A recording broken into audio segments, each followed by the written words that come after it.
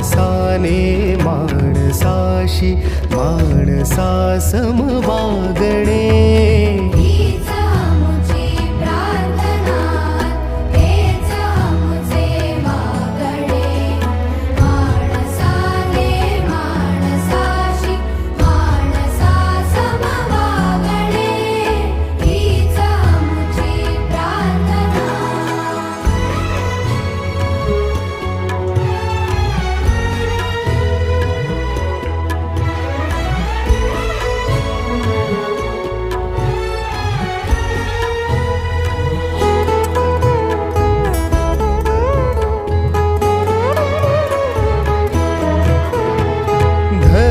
जाती प्रांत भाषा द्वेष सा